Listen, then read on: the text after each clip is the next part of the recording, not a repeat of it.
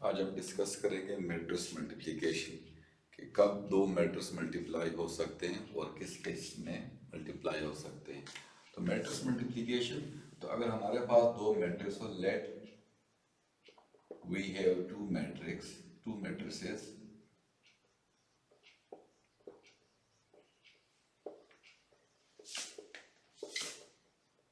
A and B.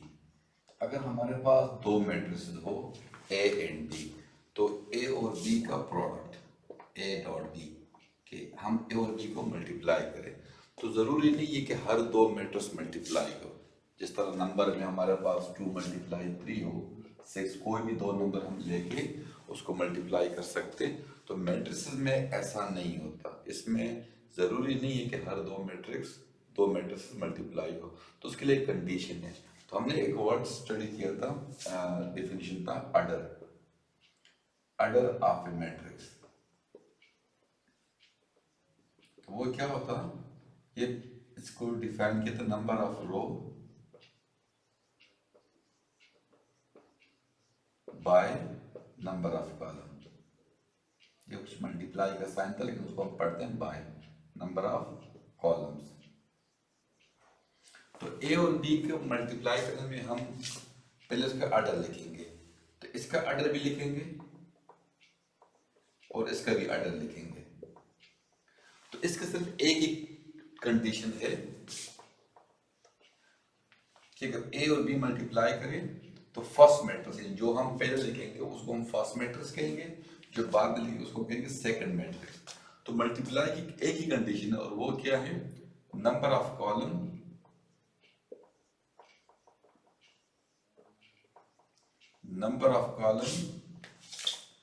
of first matrix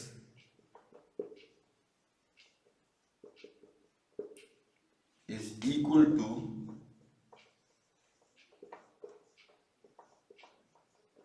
number of rows in second matrix.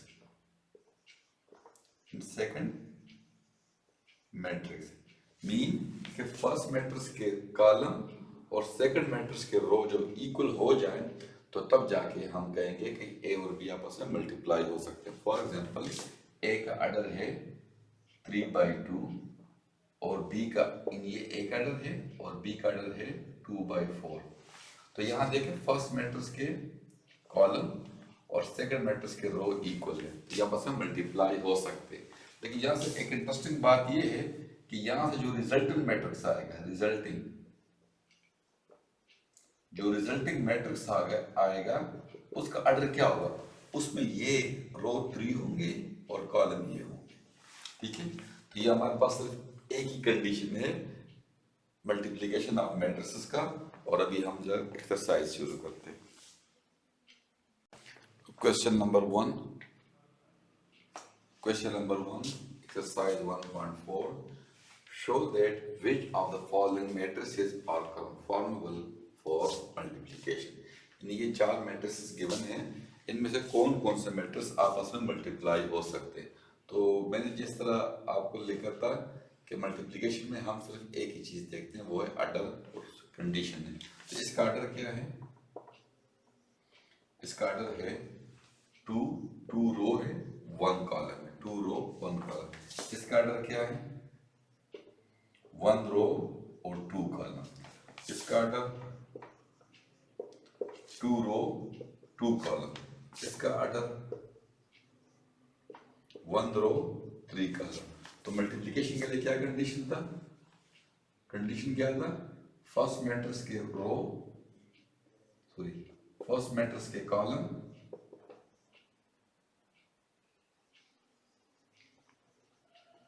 Equal होंगे row of second matrix,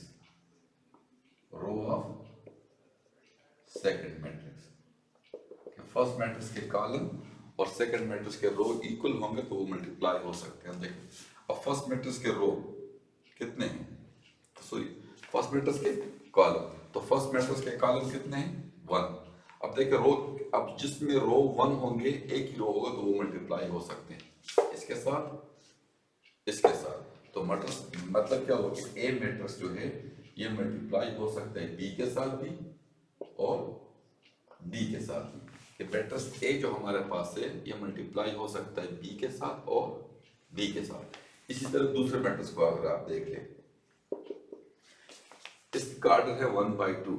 अब first matrix के column और second matrix के रो, अब first matrix में column कितने हैं? 2।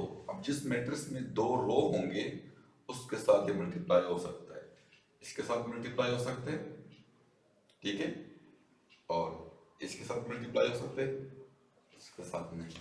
तो जो बी मैट्रिक्स है ये मल्टीप्लाई ए के साथ भी हो सकता है और सी के साथ भी हो सकता है।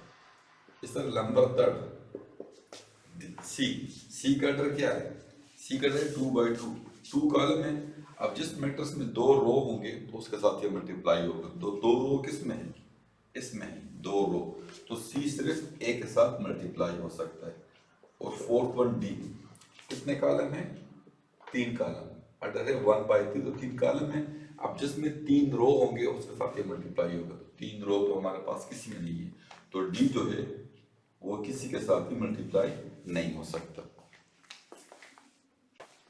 क्वेश्चन नंबर 2, दो मैट्रिसेस हमारे पास गिवन है ए एंड डी, तो उसके 3 क्वेश्चन है। तो फर्स्ट है, is it possible to find A B, के क्या हम ए बी का प्रोडक्ट फाइंड कर सकते हैं? Second one, is it possible to find B A, क्या हम बी ए का प्रोडक्ट फाइंड कर सकते हैं? And third, find the possible product या प्रोडक्ट्स, कि अगर दोनों प्रोडक्ट होते तो दोनों फाइंड करें, अगर एक होते तो एक फाइंड करें। तो फर्स्ट है, हम फर्स्ट पार्ट देखते हैं ए एंड बी। तो ए एंड बी लिखते हैं, तो ए मैट्रिक्स लिखते हैं, क्या है? -1 0 2 1, और साथ बी लिखते हैं, तो 3 -2। तो देखिए ए का ऑर्डर क्या है? ए का ऑर्डर है 2/2 और इसका ऑर्डर है 2/1, 2 रो फर्स्ट कॉलम। तो देखिए फर्स्ट मैट्रिक्स के कॉलम और सेकंड मैट्रिक्स के रो इक्वल है, तो ये मल्टीप्लाई हो सकते हैं। यानी कि फर्स्ट पार्ट है कि is it possible to find A B? Yes, we can find A B product. अब ए बी प्रोडक्ट फाइंड कैसे होगा? तो देखिए ये फाइंड ऐसे होगा कि रो मल्टीप्लाई होगा कॉलम के साथ, सही है, रो मल्टीप्लाई होगा कॉलम के साथ। ये फर्स्ट रो फर्स्ट कॉलम के साथ, फिर सेकंड रो सेकंड कॉलम के साथ। अब रो जब कॉलम के साथ मल्टीप्लाई होगा तो रो और कॉलम का आपस में कोई ताल्लुक तो नहीं है। अब रो और कॉलम मल्टीप्लाई होने का मतलब ये है कि रो का फर्स्ट मैट्रिक्स, रो का फर्स्ट एलिमेंट कॉलम के फर्स्ट एलिमेंट के साथ मल्टीप्लाई होगा, प्लस सेकंड एलिमेंट सेकंड के साथ, third element third, and so on. अब देखिए, तो देखिए फर्स्ट रो फर्स्ट कॉलम के साथ मल्टीप्लाई होगा, तो -1 × 3 प्लस सेकंड एलिमेंट सेकंड के साथ 0 × -2। अब सेकंड कॉलम की बारी आएगी, 2 × 3 प्लस 1 × -2, तो ये क्या बनेगा? -3। अब 0 जिससे मल्टीप्लाई होगा 0 ही आएगा, 2 3 6 प्लस 1 × -2 तो -2, ये आ गया आपके पास -3 और 4। तो फर्स्ट प्रोडक्ट हमने फाइंड कर लिया। अब सेकंड पार्ट की तरफ जरा देखते हैं।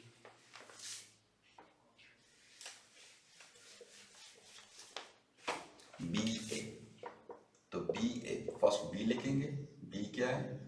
3 -2 और ए -1 0 2 1।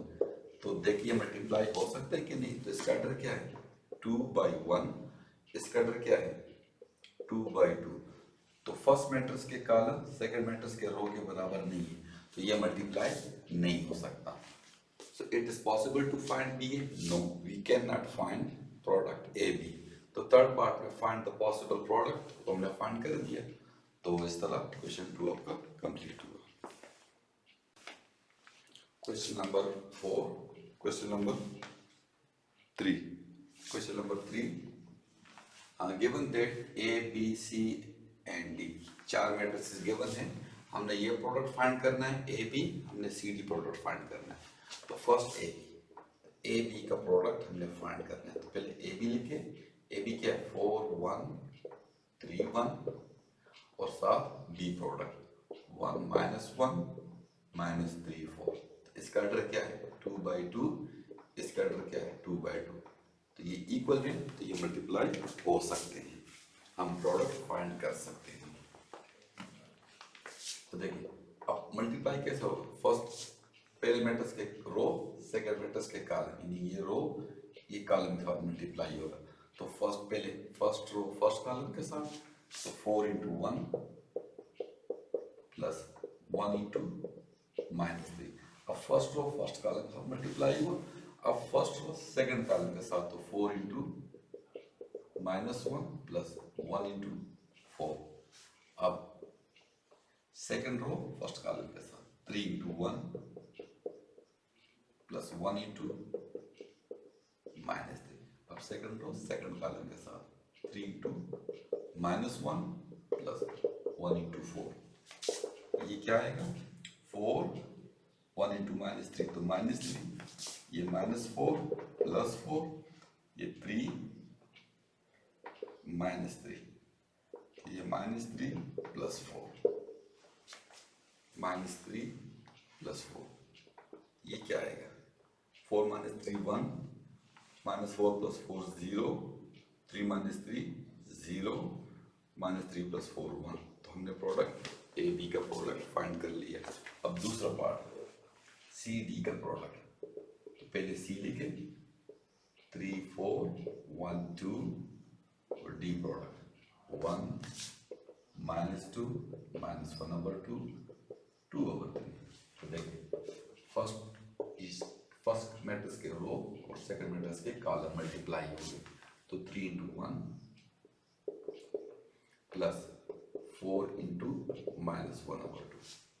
अब ये 3 × -2 प्लस 4 × 2/3। अब 1 × 1 प्लस 2 × -1/2। अब ये मैट्रिक्स 1 × -2 प्लस 2 × 2/3। ये 3 2 कैंसिल तो 2 आएगा, ये -2 हो जाएगा, 4 × -1/2 से -2 आएगा, ये -6 और ये 8/3, ये 1 ये कैंसिल -1, अब ये -2 ये प्लस 4/3। तो ये आपके पास आ जाएंगे 1 और यहाँ से 0 आएंगे, इनको जरा हम साइड तरफ और पे ऐड करते हैं, तो -6 प्लस 8/3, तो एलसीएम आएगा 3, ये मल्टीप्लाई तो -18 प्लस 8 तो -10/3, तो यहाँ से -10/3। अब ये ऐड करें -2 प्लस 4/3, 3 एलसीएम तो ये -6 प्लस 4, तो ये हो जाएगा -2/3। तो हमने सी डी प्रोडक्ट भी फाइंड कर दिया।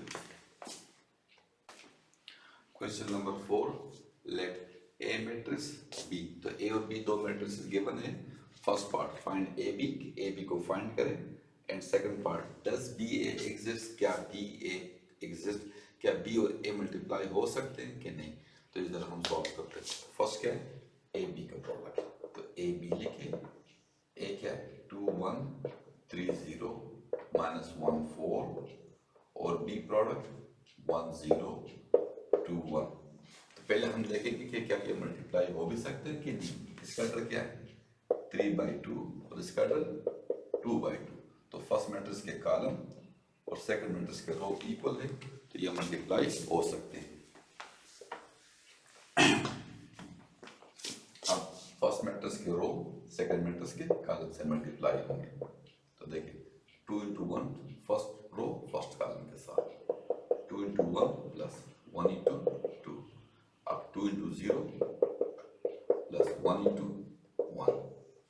अब सेकंड रो की बारी है, 3 × 1 प्लस 0 × 2, अब 3 × 0 प्लस 0 × 1, अब -1 × 1 प्लस 4 × 2, -1 × 0 प्लस 4 × 1।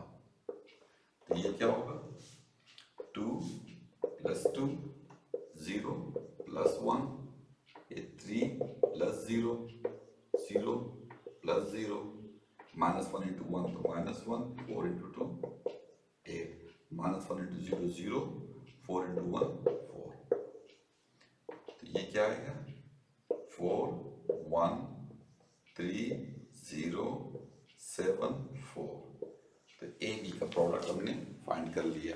अब बी ए को जरा हम देखते हैं कि क्या बी ए का प्रोडक्ट हम फाइंड कर सकते हैं कि नहीं। तो पहले बी लिखे, बी क्या है 1 0 2 1, अब ए लिखे 2 1 3 0 -1 4, तो इसका ऑर्डर क्या है 2/2, इसका ऑर्डर क्या है 3/2। तो फर्स्ट मैट्रिक्स के कॉलम और सेकंड मैट्रिक्स के रो इक्वल नहीं है, क्योंकि फर्स्ट मैट्रिक्स में 2 कॉलम है और सेकंड मैट्रिक्स में 3 रो है, तो ये इक्वल नहीं है, तो बी ए का प्रोडक्ट हम फाइंड नहीं कर सकते।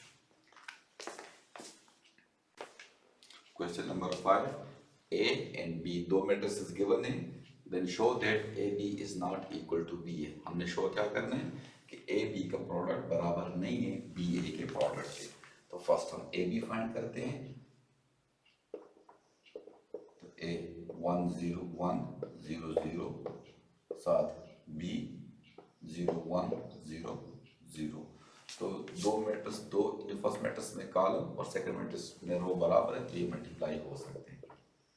तो फर्स्ट के रो सेकंड के कॉलम 1 into 0 प्लस 1 into 0, अब 1 into 1 plus 1 into 0, 0 into 0 plus 0 into 0, 0 into 1 plus 0 into 0, ये क्या हो जाएगा 1 into 0 0 प्लस 0, यहाँ पे 1 प्लस 0, यहाँ पे 0 प्लस 0, यहाँ पे 0 प्लस 0, तो जो इसका आंसर आएगा वो 0 1 0 0, ठीक है। ये ए बी का प्रोडक्ट हमने फाइंड कर लिया।